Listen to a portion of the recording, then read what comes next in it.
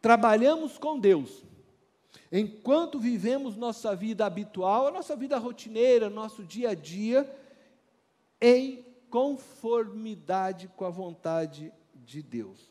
Veja só, José estava trabalhando no Egito, como qualquer outro escravo, vivendo a vida habitual de um escravo.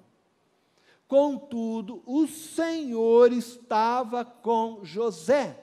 Esta expressão significava que José estava trabalhando com Deus, ele estava numa comunhão agora com Deus. Ele estava trabalhando em cooperação com Deus, enquanto vivia a sua vida como escravo no Egito. Nós somos tendenciosos a crer que somente quem experimenta o sobrenatural de Deus trabalha com Deus. E a Bíblia não narra nenhum acontecimento extraordinário na vida de José. Nenhum anjo surgiu para libertá-lo da escravidão. Não teve nenhum sonho profético da parte de Deus para aquietar o seu coração. Nenhum profeta lhe foi visitar no Egito. Não curou nenhum enfermo. Não expulsou nenhum demônio. A Bíblia apenas afirma que Deus estava com José, enquanto ele vivia a vida comum a qualquer escravo. Com isso, ela quer dizer que Deus o abençoava no Egito, enquanto ele vivia ali. De forma que José, sim, e isso nós podemos afirmar, servia a Potifar com excelência. Ele vivia e dava o seu melhor no trabalho que lhe havia sido confiado por seu senhor Potifar. E dessa forma, ele trabalhava com Deus. Eles realmente se entregavam. E Potifar notou isso. Tudo que aquele jovem fazia, ele fazia bem feito. José decidiu. Ele se entregou, como eu disse, a Deus. Ele começa uma comunhão com Deus. Então ele decidiu honrar a Deus. E a forma como ele tinha para honrar a Deus era honrar ao seu Senhor. Nós precisamos entender isso como igreja.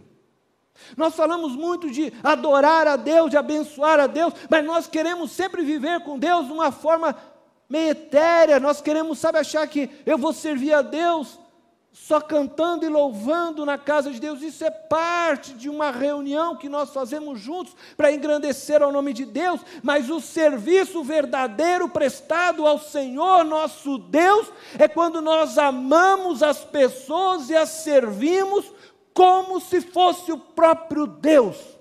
E nós precisamos que a nossa ficha caia neste sentido, porque um dia, diz Jesus, que nós vamos estar diante dele, ele vai colocar alguns à direita, ele vai colocar outros à esquerda, e ele vai dizer o seguinte: quando eu tive fome, você me deu de comer.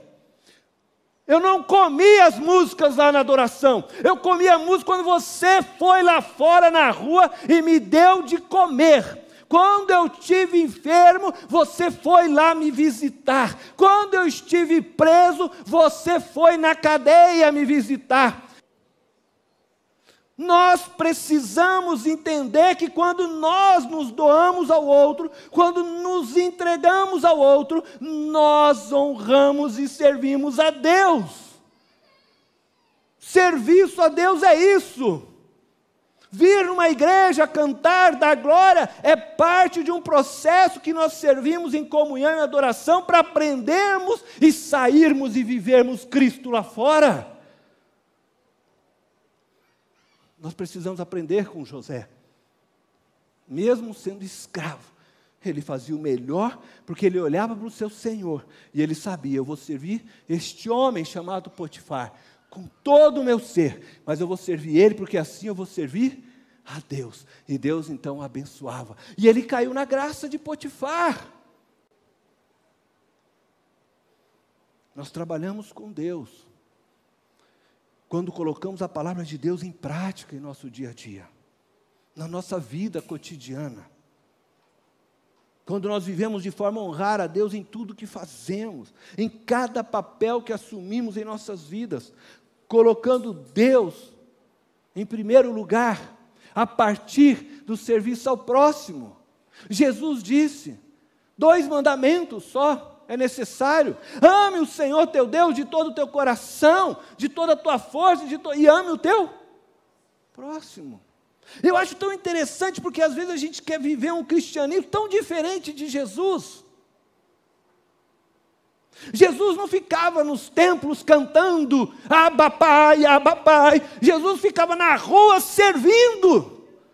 Ele saía para a rua, abraçava o enfermo, ele estendia as mãos ao leproso, ele visitava aqueles que não tinham pão, ele multiplicava, ele dava um jeito, mas ele estava entre o povo. E quando ele entrou na sinagoga, era para atender o povo. Quando nós vamos despertar como igreja, nós precisamos acordar. Um dia nós vamos chegar lá e Jesus vai olhar. Ele não vai perguntar para você se você cantou o hino 354, se você cantou o 215, se você desafinou ou afinou. Ele vai perguntar se você amou o teu próximo como a ti mesmo, se você chorou com os que choram, se você consolou os que precisavam de consolo, se você visitou o enfermo. E aí ele vai dizer: quando você fez isso, você fez para mim. É assim que se adora a Deus.